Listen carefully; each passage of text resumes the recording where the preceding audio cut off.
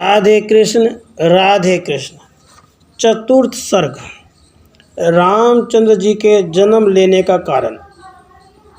उन दोनों को आया देखकर राजा संभ्रात मन होकर दिव्य आसन पर बैठाकर दोनों की पूजा करता हुआ, वे दोनों दिव्य देव ऋषि नित्य ज्ञान वालों में श्रेष्ठ महात्मा कन्या के निमित्त उस आसन में बैठते हुए उन दोनों को प्रणाम कर राजा कमल लोचनी यशस्विनी अपनी कन्या से बोले, हे भद्रे, इन दोनों में जिसे मन से वर्ण करो उसी को यथाविधि प्रणाम कर यह माला पहना दो। स्त्रियों से युक्त जब उस कन्या से यह वचन कहा गया तब वह शुभ लोचना दिव्य सुवर्ण की माला को लेकर खड़ी रही। तब राजा ने कहा, हे वत्से, तू क्या करेगी? इन दोनों में किसी एक को माला पहनाकर कृतार्थ करो।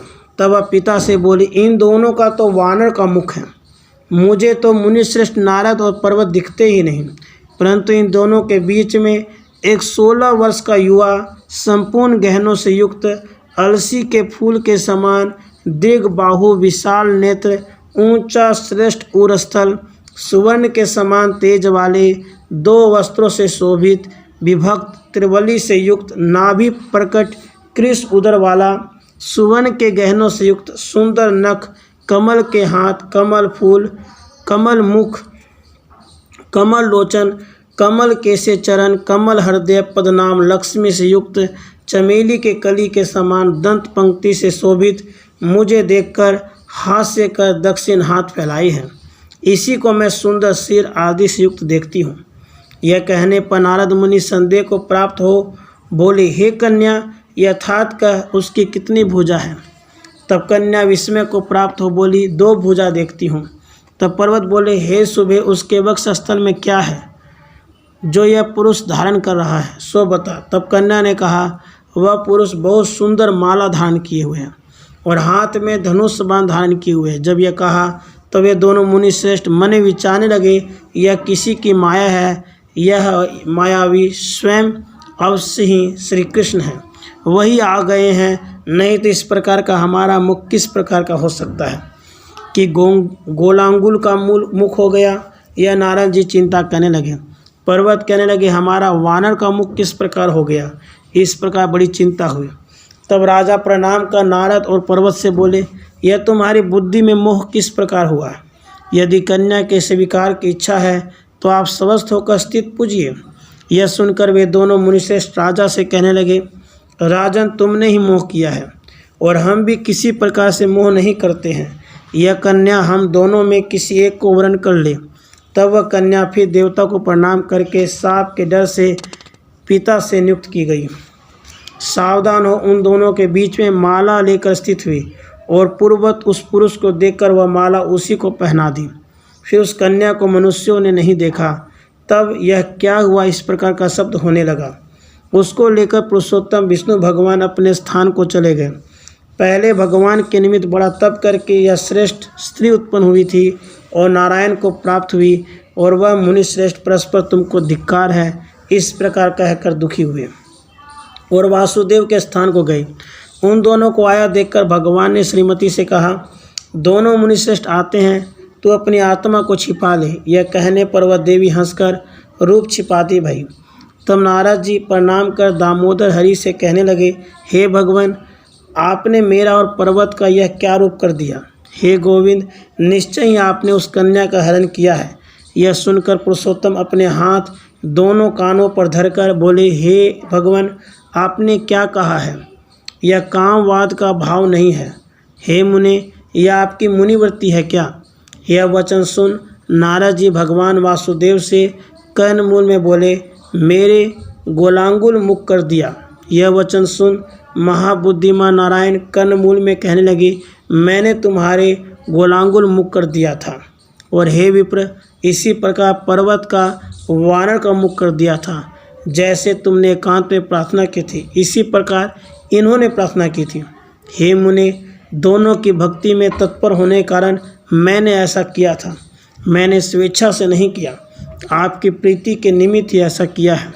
हमारा भक्त जो कुछ याचना करता है वही वस्तु मैं उसको देता हूँ। ब्राह्मणों, इसमें मेरा व तुम्हारा गुण दोष नहीं है। यही बात पर्वत के पूछने पर नारायण जी ने कही थी और दोनों के श्रवण करते दामोदर वचन कहने लगे, मैं सत्य तथा आयुध की सौगंध करता हूँ, आपका प्रिय ही किया है। तब धर्मात्मा नारद जी कहने लगे, हम दोनों के मध्य में धनुष धारण किए 2 भुजा वाला पुरुष कौन था जो उसको हरण कर ले गया? यह वचन सुन मुनिश्रेष्ठ उन दोनों से बोले, हे महात्माओं, हे सतमो, संसार में बहुत से माया वाले हैं, सो उनमें किसी ने हरण कर ली है, और मैं तो चक्रपाणी तथा 4 भुजा वाला हूँ। मैं तो चक्रपाणी और 4 भुजा वाला हूँ, यह स्थिति है, सो मैं वहाँ नहीं हूँगा। यह वार्ता आपको विदित ही है। यह कहने पर वे दोनों प्रणाम कर कहने लगे, हे जगतपति, इसमें आपका क्या अपराध है? यह राजा ही की दुरात्मा है, उसने अवश्य माया की है। यह कहकर वहाँ से पर्वत और नारद चले गए और अम्बरीश के निकट जाकर उसको शाप दिया, जबकि नारद और हम पर्वत इसी स्थान पर आए थे। तब तुमने हमको बुलाकर दूसरे के निमित्त कन्यादान की, इस कारण हमारे शाप से तो अज्ञानी हो जाएगा, अपने आत्मा का तुझको यथावत विचार न रहेगा। इस प्रकार शाप देने पर महान तमोराशि उपस्थित हुई। जब वह अंधकार राजा की ओर चला, उसी समय विष्णु का चक्र प्रकट हुआ। तब वह अंधकार चक्र से विद्रावित होकर उन दोनों के प्रति धावमान हुआ।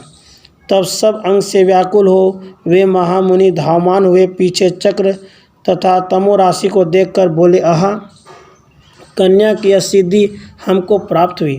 इस प्रकार दिन रात लोक अलोक पर्वत के प्रति धावमान हुए और भय से कहने लगे, हे गोविंद, हमारी रक्षा करो।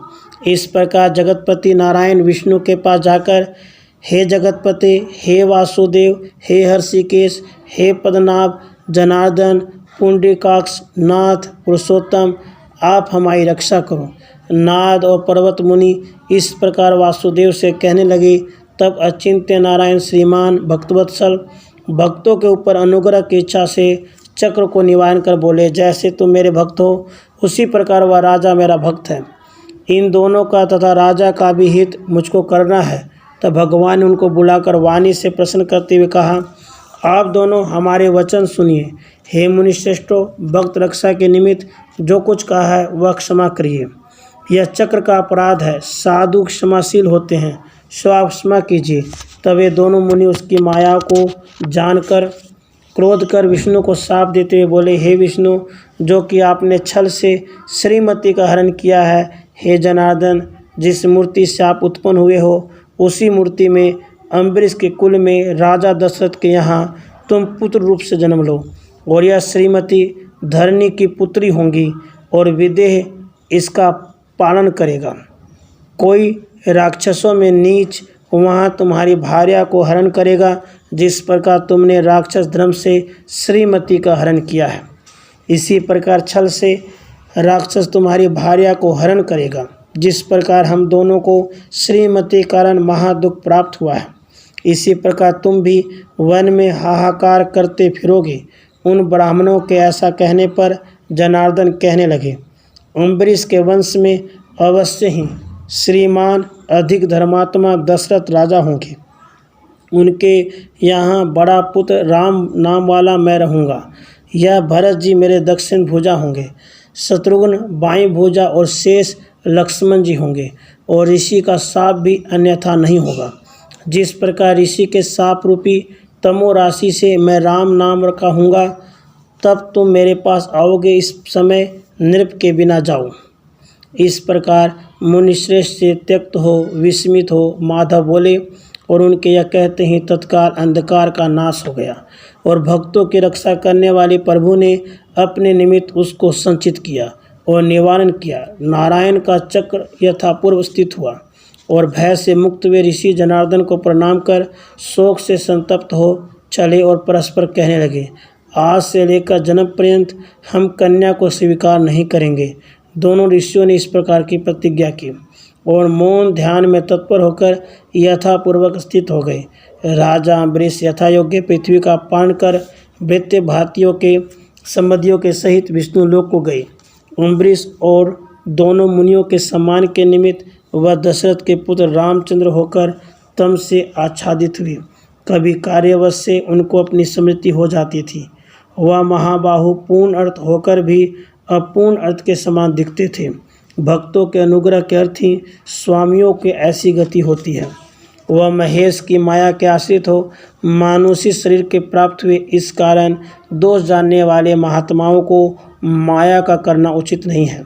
यह राम जन्म की कथा का संपूर्ण आशय तुमसे कहा। अम्बरीश का महात्म्य में हरि का माया में अवतार कहा। जो नारायण का चरित्र पढ़ता है सुनता है, वह पुण्य आत्मा माया त्याग कर विष्णु लोक को जाता है। दशरथ के पुत्र का जन्म कारण जो पढ़ता सुनता है, अनुमोदन करता, वह नारायण के घर का अतिथि होता है। यम का भय उसको नहीं होता है। राधे कृष्ण, राधे कृष्ण।